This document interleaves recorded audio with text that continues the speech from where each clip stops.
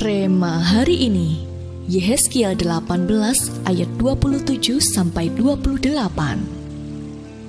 Sebaliknya, kalau orang fasik bertobat dari kefasikan yang dilakukannya dan ia melakukan keadilan dan kebenaran, ia akan menyelamatkan nyawanya.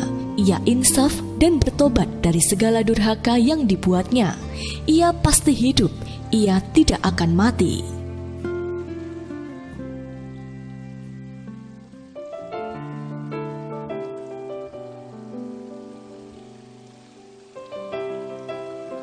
Malam hari itu, Rosa sedang dalam perjalanan pulang dari acara camping kantornya di Pantai Sundak, Gunung Kidul.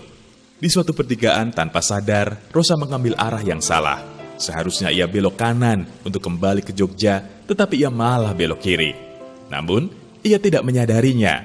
Setelah lebih dari setengah jam memacu sepeda motor, Rosa baru tersadar kalau sebetulnya ia salah arah. Ia pun segera putar balik ke arah jalan yang seharusnya.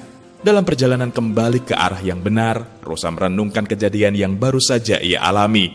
Ia memperoleh pemahaman bahwa itulah yang akan terjadi kalau orang tidak segera bertobat ketika melakukan dosa. Semakin lama ia salah arah dan tidak segera bertobat, semakin sulit baginya untuk kembali kepada Tuhan. Perlu kita pahami bahwa bertobat adalah sebuah proses yang berlangsung seumur hidup. Selama kita masih hidup di dunia ini, kita masih mungkin untuk berbuat dosa. Ketika kita melakukan sebuah kesalahan, secara tidak sadar rasa bersalah yang kita rasakan menggerogoti kebebasan kita dalam hidup. Oleh karena itu, jika kita ingin bebas dari rasa bersalah, kita perlu untuk segera berbalik dari kesalahan kita. Namun, bertobat bukanlah hanya sekedar menyesali kesalahan, kemudian kita kembali mengulang kesalahan yang sama. Pertobatan yang sejati adalah pertobatan dengan segenap hati dan yang diwujudkan dalam kehidupan sehari-hari. Arti pertobatan yang sesungguhnya bukanlah sekedar bertobat dan tidak lagi berbuat jahat atau menjadi orang Kristen yang setiap hari Minggu beribadah dan melakukan semua yang tertulis dalam Alkitab. Namun firman Tuhan berkata, bertobatlah dari dosa-dosamu.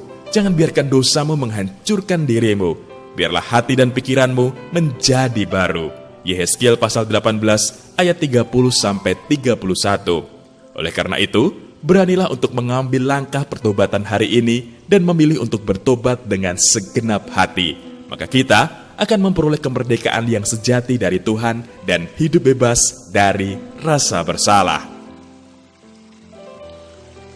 Apakah akhir-akhir ini Anda sering merasakan rasa bersalah atas tindakan atau perkataan Anda yang pernah Anda lakukan atau ucapkan? Bagaimana sikap Anda selama ini dalam mengatasi rasa bersalah yang selalu muncul dalam hati Anda? Setelah membaca renungan hari ini, komitmen apa yang Anda ambil untuk mengaplikasikan firman Tuhan hari ini di dalam hidup Anda?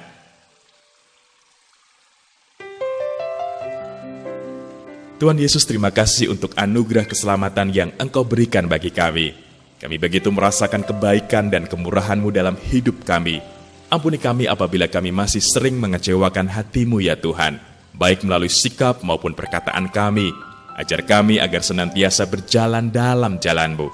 Terima kasih Tuhan. Di dalam nama Tuhan Yesus kami berdoa. Amin.